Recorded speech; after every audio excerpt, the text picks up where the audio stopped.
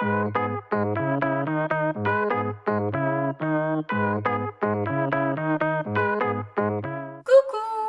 aujourd'hui je vous retrouve dans une nouvelle vidéo parce que j'avais envie de vous montrer un petit peu de quelle manière est-ce que je me maquille ces derniers temps. Sachant que j'ai eu pas mal de compliments par rapport à mes photos Instagram, donc merci beaucoup au passage. Je m'étais dit que plutôt que de garder le secret égoïstement, j'allais vous montrer un petit peu comment est-ce que je faisais pour cacher certains petits défauts, tout en laissant quand même mon visage plutôt neutre.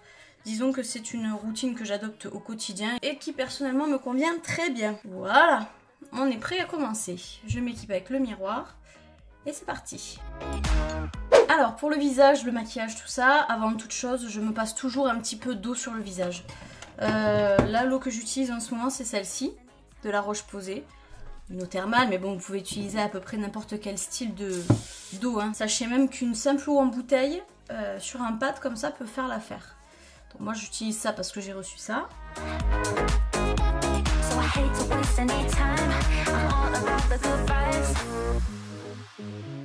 Voilà. Ensuite, donc là, vous pouvez voir, j'ai des boutons. J'en ai un là, j'en ai un là, un là. Je crois que j'avais un petit bouquet aussi qui commençait à venir par ici, mais il n'est pas sorti. Donc avant de me maquiller, quand je sais que j'ai des petits désagréments comme ça, sur un bout de gaz ou bien même sur un pad, je mets de l'huile essentielle de tea tree, hop, une petite goutte et directement sur les boutons, histoire de les désinfecter, de les purifier. Comme ça, l'huile essentielle restera dans le bouton, bien qu'il y aura du maquillage par-dessus. Ensuite, je vais mettre quelque chose d'un peu hydratant pour ma peau, parce que comme je viens de la nettoyer, il faut quand même qu'elle ait une source d'hydratation. Avec le maquillage et tout ça, ça peut vite être un peu asséchant. Donc j'utilise la Mineral 89, c'est un tout nouveau produit de chez Vichy que j'ai reçu il y a peut-être un mois de ça, et que j'adore. Ça, franchement, ça a été une super bonne surprise. C'est un gel qui ressemble à un gel d'eau, très honnêtement. Et hop, je m'applique ça un peu partout. Ça me fait un bien fou.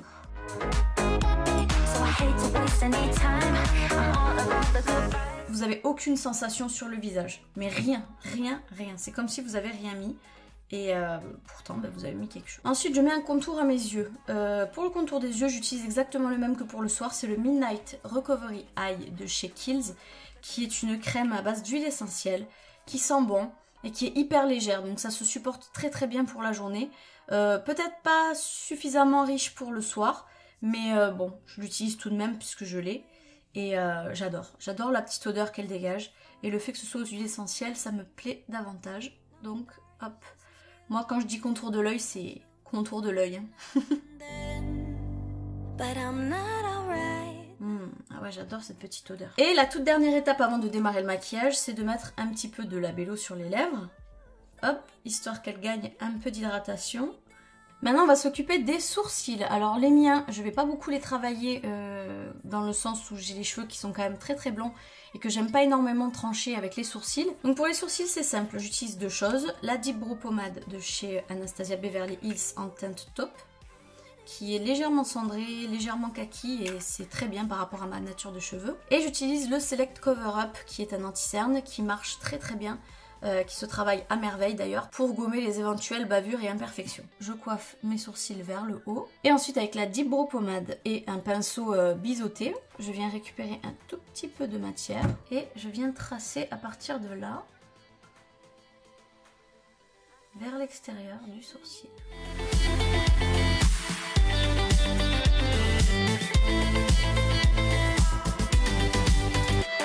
Moi je les fais arrondis maintenant. Avant je les faisais un peu plus raides que ça. Maintenant j'aime bien les faire arrondis, je trouve que ça adoucit le visage. Et je me contente d'estomper avec le goupillon en fait. Ça va être ni plus ni moins que ça.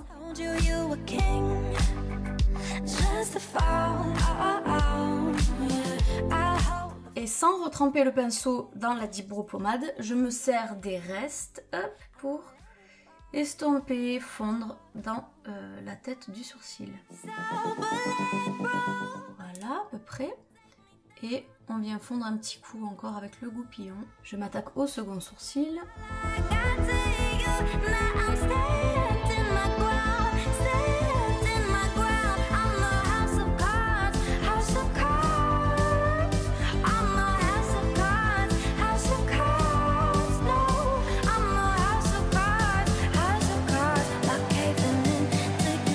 Voilà, les sourcils pour moi ça va. Maintenant je vais effacer toutes les petites bavures et compagnie avec le produit que je vous ai montré tout à l'heure. Et à l'aide d'un pinceau plat et arrondi.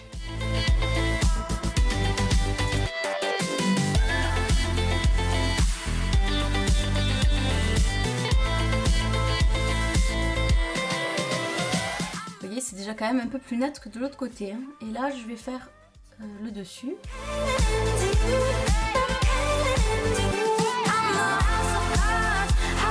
Voilà le résultat quasi définitif au niveau de mes sourcils, hein. Je ne vais pas les toucher davantage, je vais simplement me munir d'un pinceau comme celui-ci qui est un pinceau anti-cerne pour estomper le travail un peu grossier du pinceau plat quoi. Voilà. Voilà, là pour moi les sourcils sont très très bien. Maintenant, l'étape suivante, ça va être de travailler le teint. Alors le teint c'est toujours deux options chez moi. Il y a mon favori de tous les temps qui est le Double Wear de chez Estée Lauder. Celui-ci c'est le 1W2 couleur Sand qui est une couleur qui me va très bien quand je commence un peu à bronzer. Autrement dit, il y a celui-ci de chez Fenty qui est le 140 et lui il est légèrement plus clair que ma teinte actuelle mais il correspond quand même mieux par rapport à mon cou. La démarcation est un peu moins importante. Du coup là je vais travailler avec un pinceau, le Profiliteur. J'en mets un peu et c'est parti.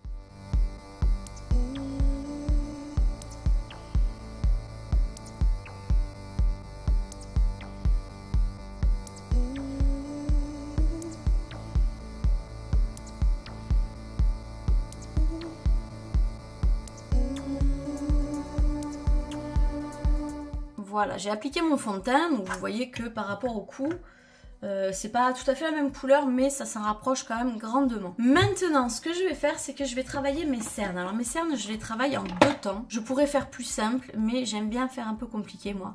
Je vais vous montrer ça de plus près. J'utilise le Pro Conceal de chez LA Girl en teinte corail ou saumon, pêche, je sais plus. En gros c'est un orangé très très clair que je viens appliquer uniquement sur la zone bleutée de ma cerne. Et sans estomper dans un premier temps. Je ne sais pas si vous voyez déjà un peu la différence. On a l'impression vraiment que le bleu s'est annulé. Ben, c'est le principe en fait. Voilà, donc dans un premier temps, moi ce que je fais c'est ça. Et dans un second temps, ben, je réutilise exactement le même que tout à l'heure pour les sourcils. Sauf que celui-là, je l'applique en dessous. Le but c'est de faire sécher en amont le correcteur orange. Que je vais légèrement ensuite venir tapoter, mais léger. Et ensuite, je viens étirer mon anti-cerne sous forme de triangle, de cette façon-là en fait. Donc ça pour moi c'est vraiment un des meilleurs remèdes si jamais on a vraiment envie de faire disparaître des cernes qui sont un petit peu bleutées, voire violacées, mais surtout bleutées comme c'est mon cas. Et vous voyez que je n'ai pas encore tout à fait annuler le côté orangé parce que je vais quand même pas rester avec les cernes oranges. Je viens rattraper très légèrement en fait un petit peu de produit anti-cerne beige et je frotte, mais alors à peine quoi, c'est à peine pour faire une liaison. Le but c'est vraiment pas d'avoir le ras de cils là comme ça vraiment tout blanc. Voilà, et comme ça de cette façon là, ben, au niveau des cernes c'est impeccable. Pour qu'il n'y ait pas de problème, je viens tout de suite poudrer justement le dessous de mes yeux et je vais même le faire avec un de mes doigts parce que le rendu définitif est vraiment génial avec le doigt, mieux qu'avec une éponge ou qu'avec un pinceau. Donc j'utilise une poudre translucide de chez Neve Cosmetics qui est la Hollywood, qui vous fait un grain de peau mais alors porte bien son nom quoi, hollywoodien. Donc voilà, j'en prends une petite quantité sur le doigt. Voilà, vous voyez, là on a vraiment un dessous d'œil qui ne bougera pas, qui ne fera pas de plis ou alors très très peu par rapport à si vous n'en avez pas mis. Donc à ce stade, maintenant, ce que je vais faire, c'est que je vais continuer avec la poudre translucide. Je vais venir faire la totalité de mon visage pour sécuriser ce coup-ci le fond de teint. Mais c'est très important de faire toujours les yeux en premier et en grande quantité si on veut vraiment avoir un maquillage impeccable. Alors ça peut paraître déjà un peu beaucoup fait comme ça, mais en réalité quand vous avez l'habitude et que vous ne filmez pas, parce que quand vous filmez forcément, hein, c'est toujours un peu plus long, mais ça c'est un maquillage que avec l'habitude je suis capable de réaliser en seulement 10 minutes. Maintenant je vais passer au contouring. Alors le contouring je le fais avec deux produits habituellement. Comme là j'ai pas utilisé le Estée Lauder, ben, je vais pas utiliser le bronzer Estée Lauder, je vais utiliser une poudre qu'il y a chez Sephora. Celle-ci c'est la Bali numéro 2 et elle est comme ça. J'aime bien parce qu'elle est marronnée, c'est pas un bronzer qui va vous rendre un peu orange. Et hop, on commence par les tempes. Les tempes, on peut y aller, généreux, il n'y a pas de souci, on peut se le permettre. Par contre, les joues et le reste, il faut y aller vraiment gentiment. Et vous voyez tout de suite la différence, hein, ça réchauffe immédiatement le teint, ça le sculpte. Le contouring, c'est vraiment devenu une étape en maquillage dont je ne peux vraiment pas me dispenser. Voilà. Maintenant, on va faire les joues. Alors, j'utilise un pinceau plat, c'est vrai que je ne vous ai pas montré, j'utilise un pinceau plat. Et là, je vais utiliser un des angles de ce pinceau pour suivre mon ombre naturelle que j'ai sur la joue. Donc, je trace la joue. Et ensuite, hop, je viens estomper sur la pommette. Je fais remonter mon ombre. Ça, c'est une étape que vous n'êtes pas obligé de faire, mais moi, je le fais, c'est un petit peu pour casser le côté pommette un peu saillante. Même si elle ne me gêne pas plus que ça, je sais pas, je trouve que ça rend bien en faisant comme ça qu'en faisant autrement. Voilà, les joues c'est bon. Maintenant je vais m'occuper du contour et je vais descendre légèrement sur le cou pour qu'il n'y ait plus cette petite démarcation. Là c'est tout bon. Maintenant je vais passer à l'étape du blush. Alors le blush je l'utilise avec un pinceau biseauté. J'utilise toujours la pointe la plus haute pour appliquer le blush et la pointe la plus basse pour appliquer l'enluminateur. Alors, le blush que j'utilise en ce moment, c'est une édition limitée de chez MAC. Je l'utilise depuis très très longtemps, mais comme j'arrive pas à lui mettre le compte à ce blush, ben, je pense que j'en ai encore pour quelques années. C'est le Ambering Rose. Regardez comme la couleur est terrible. Je l'adore.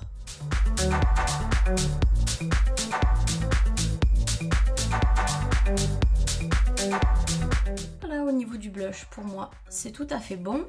Maintenant, je vais appliquer mon highlighter. Donc, l'highlighter que j'utilise ces derniers temps, c'est le Dandelion Twinkle, qui est de Benefit. Il est pas mal, c'est un enluminateur qui fait bien son travail, mais bon, c'est pas le plus phénoménal que j'ai déjà vu. J'espère que vous le voyez. Et j'aime bien en mettre là aussi, entre les deux yeux, ça apporte une touche de lumière qui me plaît bien. Donc moi là, au niveau du teint, je suis terminée et plutôt satisfaite d'ailleurs du rendu, c'est précisément ce que je vise. Bon, là, exceptionnellement, j'ai un bouton aujourd'hui, donc c'est au choix. La plupart du temps, je l'aurais laissé tel quel, mais si vraiment ça vous dérange d'avoir un petit bouton et que vous voulez bien le camoufler, bah, je vous conseille de le camoufler vraiment après avoir appliqué le fond de teint. Maintenant, on va s'occuper des yeux. Alors pour les yeux, je commence toujours par enluminer mon arc de sourcils, bah, toujours avec l'enluminateur. Donc là je vais simplement me munir d'un pinceau estompeur. Je viens prélever mon enluminateur et hop, je l'applique simplement sur mon arcade. Je trouve ça beaucoup plus fin et délicat en fait que de mettre du blanc, parce qu'à l'époque je mettais du blanc. Et là franchement le côté lumière me plaît beaucoup plus. Je vais pas parler trop vite parce que la prochaine étape justement est un rapport avec du blanc, donc j'adore ce blanc là de chez Kiko, c'est le 169, hein, il y a marqué à l'arrière, et il est extrêmement pigmenté, et celui-ci j'aime bien avec un pinceau l'appliquer vraiment dans le coin interne de l'œil, je trouve que ça apporte un je ne sais quoi, qui franchement donne vraiment de l'allure. Voilà, ça rajeunit le regard, je ne saurais pas vous dire, en tout cas ça apporte un truc qui moi me plaît beaucoup. Et à ce stade, j'applique le mascara. Donc d'abord, je passe un petit coup de recourbe cils, hop. Je ne mets rien de plus hein, sur mes paupières. Il peut arriver, si, remarquez, que je fasse une légère ombre de couleur taupe très très claire. Mais je le fais quand même assez rarement pour me faciliter justement le maquillage du quotidien. Je vous ai dit que ça, je le faisais en 10 minutes. Donc c'est sûr que si je me rajoute des jeux d'ombre, etc. au niveau des paupières, ben, on va largement dépasser les 10 minutes. Le mascara, je l'applique vraiment davantage sur les pointes, sur la moitié haute de mes cils. Parce que j'ai remarqué que si j'en mettais vraiment beaucoup en racine, en fait, ça alourdissait mes cils et ils retombaient plus rapidement. Alors comme j'ai déjà des cils très difficiles à faire tenir en l'air, j'essaie de faire gaffe. Voilà, une petite couche comme celle-ci, c'est largement suffisant. J'ai pas besoin d'avoir un gros résultat pour un maquillage aussi simple et aussi léger que celui-ci.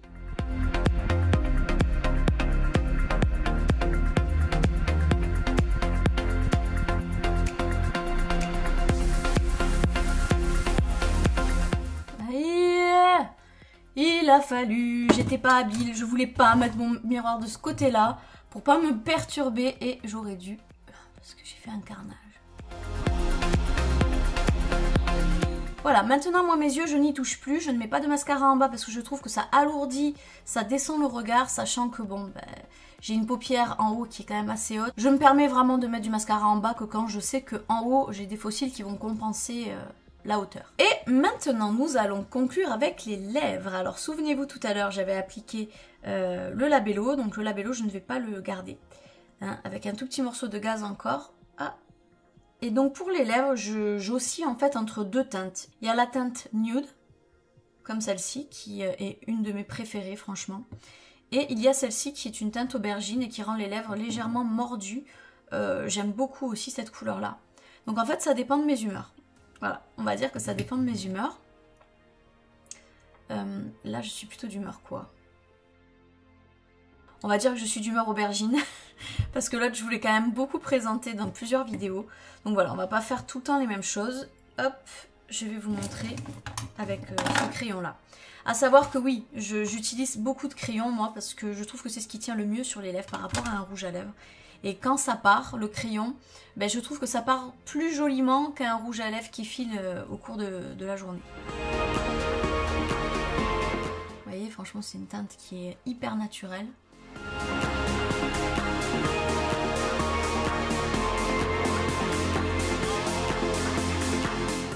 Comme on a laissé nos lèvres se gorger vraiment de labello juste avant, au niveau de la glisse du crayon, ben c'est vraiment nickel, impeccable. Et hop, ça fait l'effet d'un très léger rouge à lèvres en fait, alors qu'il ne s'agit que de crayon. Ce que j'aime bien faire aussi parfois quand j'ai pas envie d'avoir les lèvres trop délimitées, parce que le crayon c'est quand même assez structurant, je passe simplement le doigt sur les contours, et j'estompe, ça accentue le côté lèvres pulpeuses, et ça fait bouche naturelle légèrement mordue en fait, voilà, ça fait bouche pulpeuse, naturelle, légèrement mordue. Et voilà mon maquillage du moment, c'est vraiment celui-ci, simple, frais je trouve. Il y a un peu de travail, c'est clair, mais il s'agit surtout aussi d'un maquillage plaisir. De toute façon, moi, la plupart du temps, à chaque fois que je me maquille, ça reste vraiment pour le maquillage plaisir. Donc voilà le résultat final. J'espère que c'est un maquillage qui vous aura inspiré. N'hésitez pas à me donner votre avis en commentaire. Si jamais vous avez envie de me voir réaliser un peu plus de tutos maquillage, n'hésitez pas surtout à me le demander. Parce que c'est vrai que moi, je suis toujours un peu hésitante à ce sujet-là. Je sais pas si vraiment... on a une communauté qui s'intéresse suffisamment à ça pour en proposer. Donc voilà, franchement lâchez-vous, dites-moi si c'est pour ou si c'est plutôt contre. Je vous laisse à disposition la totalité de mes réseaux sociaux pour venir me suivre au quotidien. On se fait un immense bisou et on se dit à très vite dans une prochaine vidéo. Bye bye!